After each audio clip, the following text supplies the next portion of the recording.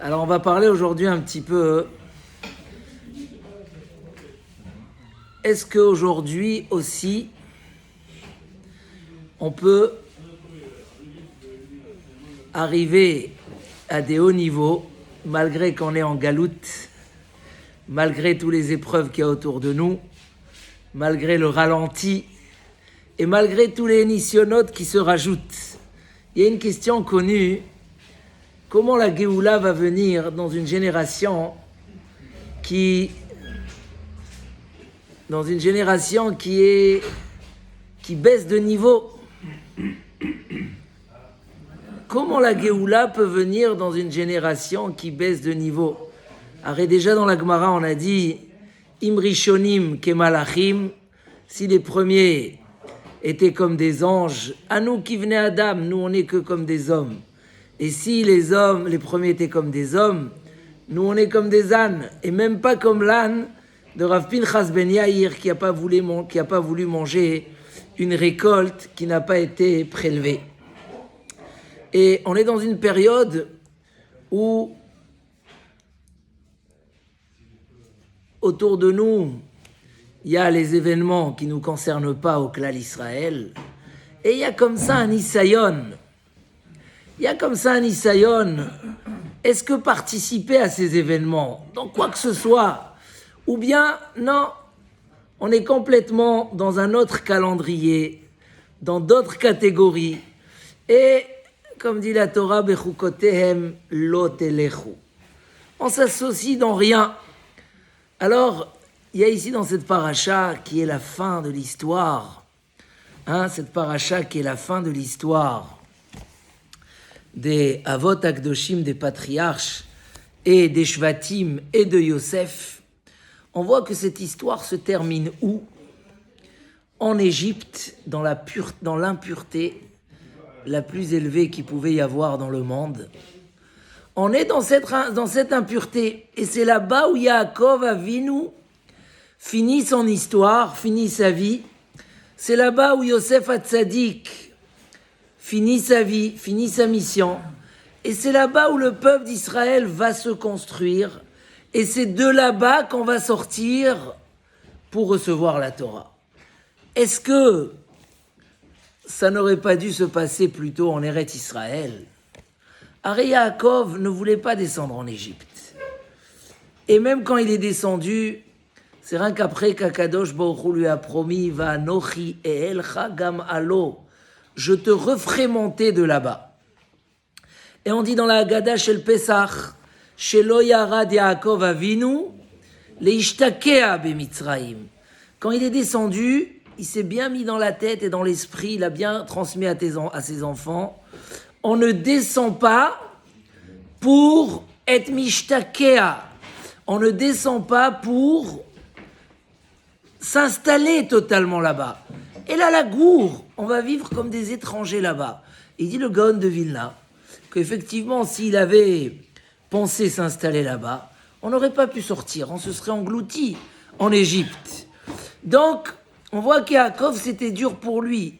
Comment et pourquoi l'histoire du peuple juif va se construire dans cet endroit-là impur, et non pas en Eretz Israël, et non pas dans les meilleures conditions? Il y a ici quelque chose qui nous interpelle. Et là-dessus, Rabbi Tzadok HaKohen, dans la paracha de cette semaine, il a un message très très fort. Un message très très fort. Comment on doit comprendre que combien que les conditions qui sont autour de nous sont plus difficiles, combien qu'on est plus en galoute, on peut construire mieux que dans des bonnes conditions. Et il dit lui-même, c'est quelque chose d'incompréhensible. Mais la Metsiout va montrer que Davka, dans ses exils les plus durs, là-bas s'est construit le niveau du Klal Israël. Mais pour rentrer dans son sujet, parce qu'il est extraordinaire, il pose une question. Vayechi Yaakov, Be'eretz Mitzrayim, Sheva Esre Shana. Yaakov a vécu en Égypte 17 ans. Vayu Yeme Yaakov Shene Chayav, Sheva Hashanim, Ve'arbaim Um'at Shana. Il a vécu 147 ans. il demande une question, Bémet Kaché Meod. Pourquoi, pour les 14 ans que Yaakov Avinu s'est assis dans la maison de Shem et Ever, en Eretz Israël, et il a étudié là-bas jour et nuit, la Torah n'a pas écrit les années. Vous savez d'où on sait ça? D'où on apprend que Yaakov Avinu, il a passé 14 années magnifiques d'études, jour et nuit, dans les tentes de Shem et Ever. On l'apprend du calcul des années de Ishmaël.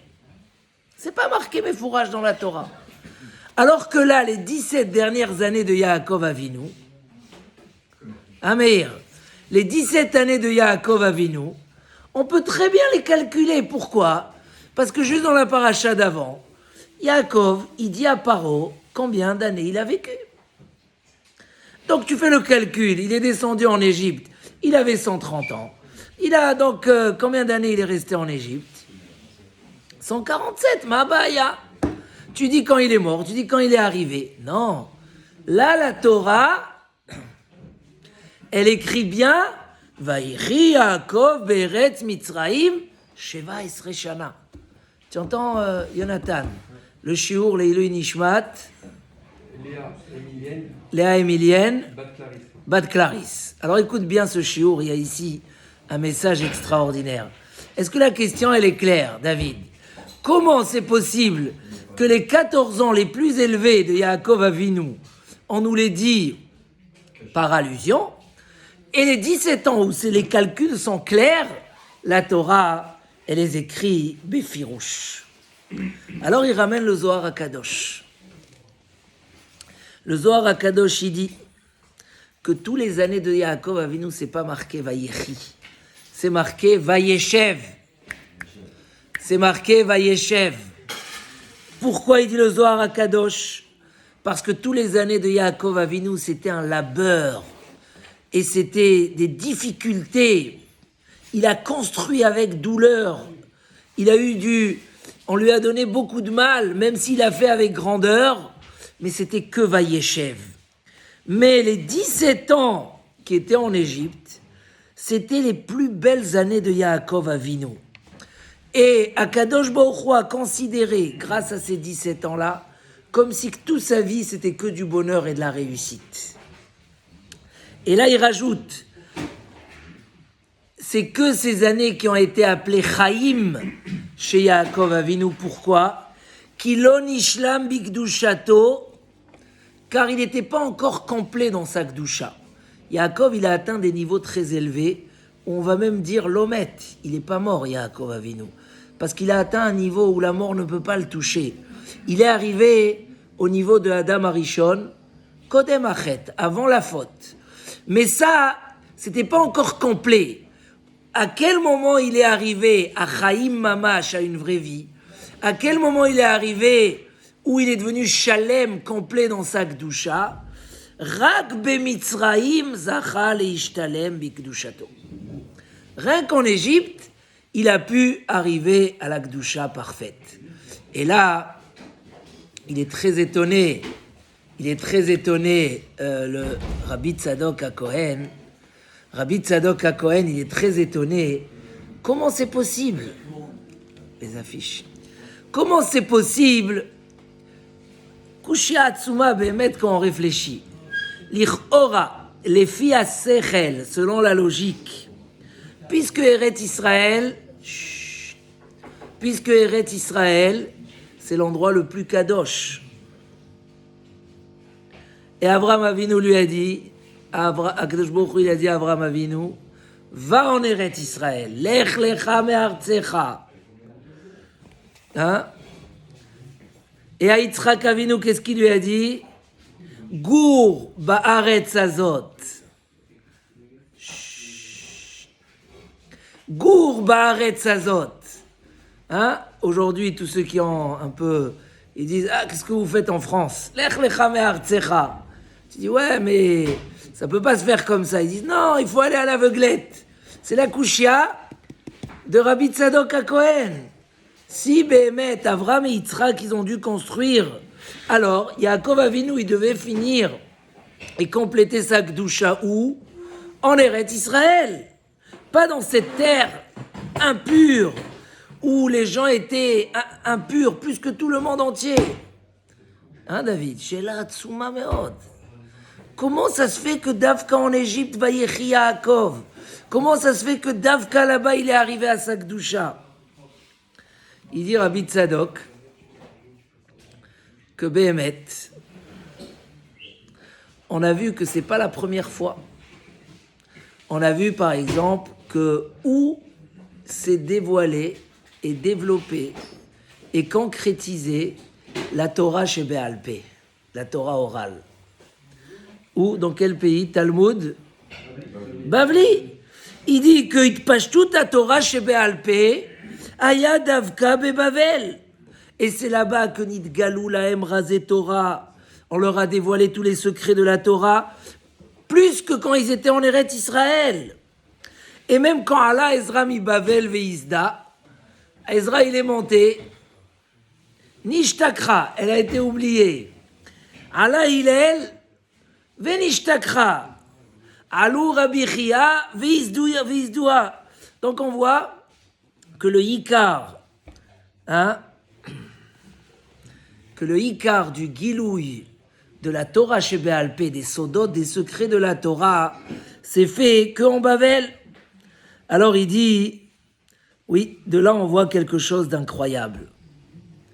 C'est quelque chose qui nous dépasse. Et c'est pour ça que la paracha, c'est une des raisons que paracha Zostuma, que cette paracha, il n'y a pas d'espace. Quand on commence Vayechi, c'est collé, il n'y a pas d'espace. Pourquoi? Parce que c'est quelque chose qui nous dépasse, mamache. Comment c'est possible qu'en galoute, on peut arriver des fois à des madrigotes et à faire des choses qu'on ne pourrait même pas faire en Eretz Israël et dans des endroits très grands? Il dit, comment Yaakov il arrive à sa Kedusha que là-bas? Comment l'entrée des Nefashot du Klal Israël à Kabbalat Torah, ça s'est préparé Davka Bechutz Laaretz. Il dit, c'est pas logique. C'est Satum Vene'elam. C'est caché de notre esprit. Il dit, mais dans tous les cas, il y a un message. Il y a un message. Et comme Rav Chaim Vital témoigne que le Harizal lui a dit que même si dans les Dorot Arishonim, ils avaient une chokhma qui nous dépassait à des très hauts niveaux, mais quand bien que les Dorot se réduisent, on a un cœur encore plus large et plus ouvert qui peut nous permettre à faire des choses que eux n'auraient pas pu faire, et que le mérite du fait qu'on est entouré de tellement de faiblesses et on arrive quand même à servir à Kadosh Baruch Hu, Belev Shalem, Be'emunah, et avec ferveur, on peut être métaken des choses qui sont plus grands que ce qu'ils faisaient dans les générations d'avant, qui étaient énormément plus grands que nous.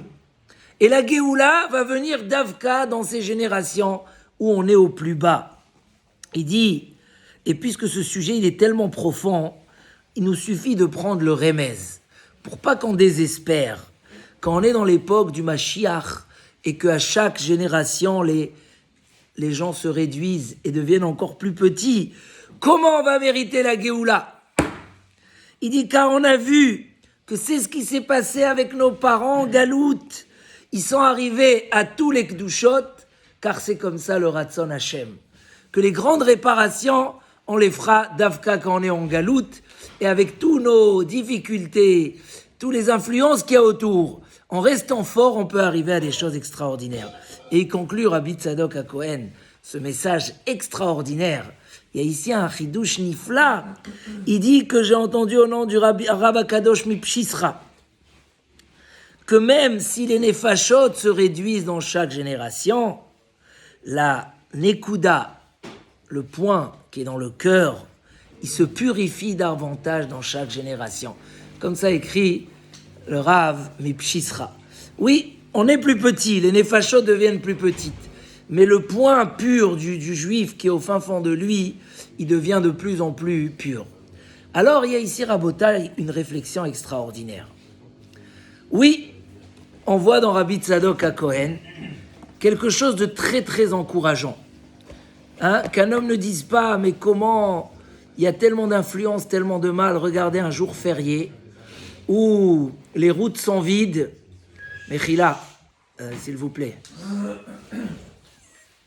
Mordechai. Il dit, on est dans une génération, voilà, on est à un 1er janvier, les routes sont vides, et qu'est-ce qui se passe? 2 minyanim, 3 minyanim de tfila, on vient, on étudie, on n'est pas influencé, Baruch Hashem, on peut dire, ces jours-là, on peut sentir vraiment Ashrei Yoshvei Betecha. Pourquoi? Parce qu'il y a quand même une condition. Alors, c'est quoi le danger de la galoute? Le danger, c'est l'influence. C'est nier Kechol HaGoyim, c'est que malheureusement, il y a une influence de vouloir ressembler. Et quand on entend des fois, Chas Veshalom, des gens qui font les fêtes, qui signifient des choses qui ont été instaurées par les plus grands ennemis du clan Israël, de ceux qui ont tué le peuple d'Israël, de ceux qui lui ont interdit de faire ses mitzvot et se développer. Comment on peut accepter une chose pareille? Oui, la galoute a entraîné une très grande assimilation. Elle a entraîné beaucoup de pertes dans le clan Israël. À tel point que Rav Dessler, il dit, mais comment, pourquoi Kadosh Baruch Hu, des fois, va détruire des endroits de Torah comme avant la Shoah et nous remettre dans une galoute où on doit tout recommencer à zéro? Combien de pertes sortent de ces choses-là? Mais Kadosh Baruch Hu, il sait ce qu'il fait. Et il sait que quand, Chas Veshalom, on rentre dans une routine et on ne sait plus ce qu'on fait, quand on peut associer les coutumes des Goïm avec nos coutumes Chas Veshalom, et que la Avodat Hashem, elle est plus pure, alors Akadosh Baruch Hu, il préfère, malgré les pertes qu'il y aurait, que le Ham Israël recommence et qu'il mette des efforts personnels, et qu'au moins il y ait cette pureté, cette vérité, et un peu de pureté et de vérité vaut plus que beaucoup de travail qui n'est pas pur et qui n'est pas vrai. Et ça, Abotai, quand on parle de Yaakov Avinu qui est descendu en Égypte, justement, il y a cette réflexion à prendre. Qu'est-ce qu'ils ont fait pour que justement cet exil ne soit pas une descente, mais au contraire, que ça soit encore plus fort? Regardez, il a parlé, Rabbi Tzadok, de Bavel. En Bavel, on a fait toute la Torah orale, on a dévoilé les secrets de la Torah. Mais il dit le Midrash, que Akadosh Baruch Hu, il a fait la galoute du Cheresh et du Masger avant la galoute du clan Israël, avant que le peuple d'Israël en entier descende en Égypte. Hachem, il a envoyé là-bas le Cheresh et le Masger. C'était qui le Cheresh et le Masger? Il dit le Midrash, Akadosh Baruch Hu, il a envoyé en exil les Chachamim avant que le clan Israël y descende, pour que quand le clan Israël y descende, les yeshivot soient déjà prêtes en galoute. Et mimehem shel avotenu lo paska yeshiva. Mimehem shel avotenu, il n'y a pas. Qu'est-ce qu'il a fait à Kadosh Baruch Hu? Il a fait que Nabucodonosor, il est venu et il a d'abord pris tous les Chachmei Israël et il les a amenés en Bavel. Eux, ils ont préparé le terrain. Quand le Ham Israël, il est descendu, malgré l'assimilation qu'il y a eu là-bas, mais le Ham Israël, il a retrouvé son repère, ces endroits de Torah. Et la Torah, elle a permis que par un, il n'y ait pas l'assimilation, mais au contraire, qu'on soit encore plus grand. Yaakov Avinu, quand il descend en Égypte, la première chose, qu'est-ce qu'il fait? Il envoie Yehuda pour préparer Bet Hora'a. Avant que le clan Israël y descend, il dit Yaakov, il y a des conditions. Si on descend et on ne se protège pas, si on ne se donne pas notre richesse avant d'arriver en galoute, alors Chas Veshalom, la galoute, elle peut être dangereuse. Et ça, on voit dans la parasha de Vaïgash. Yosef, il dit à ses frères, Ani Yosef Achechem. C'est moi, Yosef Achechem. Il dit, Rashi, qu'il leur a montré la Brit Mila. Il leur a montré qu'il a protégé et il est resté Bigdusha. Il dit le Kliyakar que dans ce pasouk-là, il dit le Kliyakar, il y a Yosef, il a dit à ses frères, j'ai gardé les 4 choses qui nous différencient des nations et qui nous permet de garder notre identité juive. Et c'est pour ça que vous me voyez aujourd'hui dans cette situation. Ani Yosef Achechem. D'abord, j'ai gardé la Gdusha du corps. J'ai gardé la Gdusha de la Brit Mila. Tous les inyanim de Gdusha, on ne peut pas faire les mêmes fêtes que nos voisins font. Nos fêtes sont Bigdusha. Il y a de la tsniout dans les fêtes. Il y a des chants cachers. Il y a toute une condition que la fête, comme il dit David Amelech. Ashrei Yoshve Betecha, à quel moment il dit ça David Amelech? À Mincha de Shabbat, quand c'est marqué dans le Midrash, que quand eux ils font leur fête, qu'est-ce qui se passe? Ça finit par toutes sortes de choses impures, par des disputes, par des gens qui perdent leur esprit, par des gens qui se saoulent. Et nous, où on se trouve à Mincha de Shabbat? Ashrei Yoshve Betecha. On se trouve au Bet HaKnesset. Donc savoir garder l'identité de notre Simcha, garder notre Gdusha. Il leur dit, vous savez grâce à quoi on va sortir d'Égypte? Lo shinu et shemam. Ils n'ont pas changé leur nom. Ani Yosef. Yosef, il est arrivé en Égypte, il n'a pas pris le nom Jean-Paul ou hein? Il a Ani Yosef. Les gens, ils lui disaient, mais c'est quoi Yosef? Aujourd'hui, quand il y a des naissances, les gens, ils cherchent des noms. Et ils vont chercher les noms les plus... Non, on a notre identité. Le nom, c'est important parce que le nom montre la fierté de notre identité. Et ça, c'est une base. Ani Yosef. D'abord, je suis Yosef. Kipi amedaber alechem. Je vous parle en hébreu. Je garde. Un juif, il doit savoir lire les livres en hébreu. Comment il va étudier la Torah s'il n'est pas capable de... Alors j'ai l'oshinou et l'eshonam. Grâce à quoi on est sorti d'Égypte? On n'a pas changé notre langue. L'oshinou et levusham. Ils n'ont pas changé leurs vêtements. Il leur a montré, vous me reconnaissez, comment je suis habillé. Je garde, on met la kippa, même dehors, on est fier de la mettre. On est fier de ce qu'on est.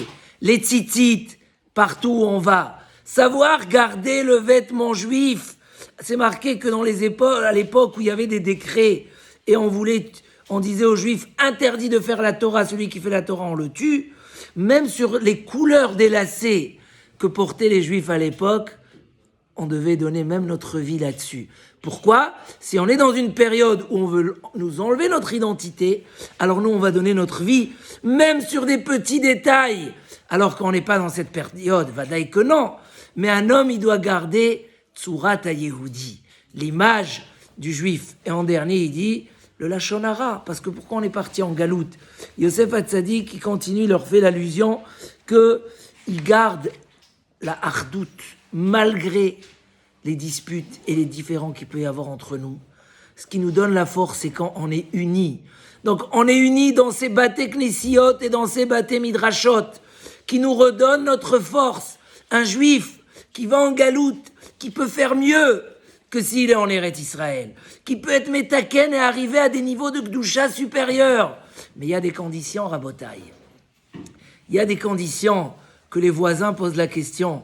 Mais combien de fois vous allez à la synagogue? C'est pas que le dimanche, c'est pas que 2 fois par semaine, c'est tous les jours. Erev avoker vatsaoraim asicha ve'eme. Qu'un homme il ait une place. Kavata itim la Torah, tu es fixe. Ça c'était le Yesod. Yaakov il n'est pas descendu avant d'envoyer Yehuda, que quand on arrive, tu sais déjà, tu arrives dans une nouvelle ville, avant de commencer, où se trouve le Bet HaKnesset. Peut-être même choisir la maison et l'endroit proche du Bet HaMidrash, proche du Bet HaKnesset. Est-ce qu'il y a des shiurei Torah? Ça veut dire qu'on est dans un chidouche extraordinaire, mais qui nous fait réfléchir. On peut en galoute faire, et on ne comprend pas pourquoi, il dit Rabbi Tzadok HaKohen. C'est au-delà de notre esprit. Comment en Bavel va sortir le Talmud Bavli? Comment Yaakov, qui est arrivé à des tellement hauts niveaux, il va compléter son travail d'Afghan en Égypte? Comment le clan Israël vont sortir, vont recevoir la Torah? Ils vont être préparés que dans la terre la plus impure du monde. Ça, c'est Akadosh Baruch Hu qui sait pourquoi. Il sait que ces efforts que l'homme y fait quand il est en galoute, c'est des efforts qui sont tellement purs et tellement pas évidents. On peut tous aller et chercher les plaisirs de la vie. Et là, non, au contraire, on cherche c'est quoi le vrai plaisir, le vrai bonheur. Ashrei Yoshve Betecha. Heureux, on est heureux quand on s'assoit. Kilo batem adata et la menucha ve la nachala. Akadosh Baruch Hu, là-bas il dit le Navi, vous n'êtes pas arrivé encore à la menucha, à la tranquillité, ve la nachala et à l'héritage. Menucha c'est Shiloh, Nachala zebet amigdash. Il dit Rabbeinu Yona, un juif, il doit savoir qu'à quel moment il trouve vraiment sa menoucha, sa tranquillité d'esprit, à quel moment il trouve son vrai héritage, c'est pas quand il est arrivé en Eretz Israël et il s'est installé. C'est quand il y a Shiloh et il y a Beth Amikdash. Dès qu'il a trouvé son lieu qui le relie avec Akadosh Baruch Hu, c'est là où il trouve sa vraie tranquillité. On va parler de Issachar dans la paracha de cette semaine. Vayar Menoucha Kitov. Issachar, il a vu que la tranquillité c'est bien. Vayet Shirmo Lisbol. Il a tout de suite mis son dos pour lever des charges, la charge de la Torah. Parce qu'il a compris que la vraie tranquillité, c'est pas quand on est libre et on ne fait rien. Quand on ne fait rien, on devient un bon à rien. Et c'est pas la tranquillité de l'esprit et de l'âme. Mais quand on prend sur soi des moments fixes pour étudier, Vayet Shirmo Lisbol, c'est là la vraie menoucha. Et ça, Rabotai, c'est la condition. Oui, en galoute, on peut faire des grandes choses. Mais à condition qu'on sait garder notre identité. Loshinu bisrut arba dvarim nigalu Israël mimitzraim. Les choses qui nous ont amené la Géoula. Loshinu et shemam. Ni changer le nom, ni le vêtement, ni la parole. Garder la hardout, garder les repères. Bate knesiot et bate midrashot, qui sont considérés comme un mikvé, disent Chachamim. De même que les Neharot, les fleuves, ils font sortir l'homme de la Tum'a à la pureté. La même chose, Bate Knesiot et Bate Midrashot, Ma'alim, ils nous font sortir de la Tum'a à la Tahara. Ma'atovu ohalecha Yaakov, Mishkenotecha Israël. Qu'est-ce que sont beaux. Et c'est pas que les Bate Knesiot et les Bate Midrashot, c'est aussi nos maisons. Parce que Bisrut Nashim Tzadkaniot, Nig'alou Israël Mimitzraim. Il y a deux pirouchim, c'est quoi les tentes? Les tentes du peuple d'Israël, est-ce que c'est les tentes, les maisons qui sont orientées avec des portes qui ne donnent pas l'un envers l'autre? Enlever la jalousie, enlever le manque de tsniout à la maison. Donner à la maison ces Nashim Tzadkaniot, ces femmes pures qui vont garder cette bougie, cette flamme, et qui vont la retransmettre aux enfants et qui vont faire en sorte que les maris, quand ils arrivent, ils ont toujours le courage pour faire plus de mitzvot, pour agrandir la famille.